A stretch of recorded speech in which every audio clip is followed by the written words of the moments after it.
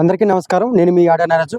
భారత్, పాకిస్తాన్ ఉద్రిక్తల నేపథ్యంలో భారత్, పాకిస్తాన్ మధ్య యుద్ధ వాతావరణం నెలకొన్న ఈ సమయంలో గత 5వ తారీఖున ఐక్యరాజ్య సమితి శాంతి మండలి సమావేశం ఏర్పాటు చేయడం జరిగింది. అయితే ఈ యొక్క శాంతి మండలి సమావేశంలో ప్రధానంగా మనం గమనించినట్లయితే మాత్రం భారత్ అదేవిధంగా పాకిస్తాన్ యొక్క 2 అంశాలు కూడా ఉద్రిక్త వాతావరణంలో ఉన్న ఈ సమయంలో ఖచ్చితంగా వాళ్ళు శాంతి ఏదైతే వారి యొక్క యుద్ధ వాతావరణం ఉన్న వాతావరణం అని ఏదైతే ఉందో అది ప్రపంచ దేశాలకి మంచిది కాదు అనే విషయాన్ని ఐక్యరాజ్య సమితి చెప్పడం జరిగింది. అదేవిధంగా దీంతో పాటు 8 దేశాలు కూడా ఈ 2 దేశాలకి సూచించడం జరిగింది. ఈ యుద్ధ వాతావరణం అనేది సరైనది కాదు, యుద్ధం వద్దు అనే ప్రతిపాదన మాత్రం 8 దేశాలు తీసుకొచ్చేయడం అని చెప్పుకోవచ్చు. అదేవిధంగా భారత్ చేస్తున్న ఏదైతే పోరాటం ఉందో, భారత్ చేస్తున్న ఏదైతే పాకిస్తాన్ చేసిన దాడికి ప్రతిదాడిగా భారత్ ఏదైతే పోరాడుతుందో ఆ అంశం మీద ఇంగ్లాండ్, ఇజ్రాయెల్, నేపాల్ 3 దేశాలు మాత్రం ఖచ్చితంగా భారత్కి సంపూర్ణంగా మద్దతు ప్రకటించడం జరిగింది.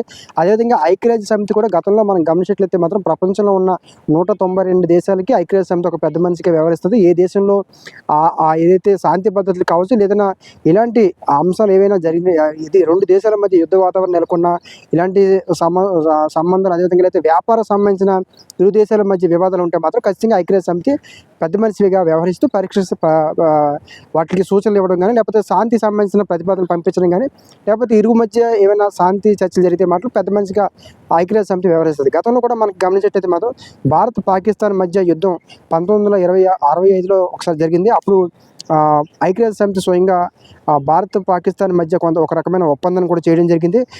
దాన్ని ఆగస్టులో 1965 సెట్ అగ్రిమెంట్ అంటారు. దీన్ని గోప్యంగా అంటే 2 దేశాల మధ్య మాత్రమే గోప్యంగా ఉంటుంది. ఈ అగ్రిమెంట్ ద్వారా భారత్, పాకిస్తాన్ యొక్క యుద్ధం కాకుండా వారి యొక్క సౌహృద్యంగా అంటే ఇద్దరు కలిసి ఉండే అంటే ఇరు దేశాల మధ్య దాడి చేసుకునే వాతావరణం లేకుండా ఒక అగ్రిమెంట్ చేయడం జరిగింది. అయితే ఆ అగ్రిమెంట్ని కూడా పాకిస్తాన్ పెద్దగా అంటే దాని యొక్క ఏదైతే రాసుకున్న అగ్రిమెంట్కి కరెక్ట్గా వ్యవహరించలేదు. అదేవిధంగా 1996లో కూడా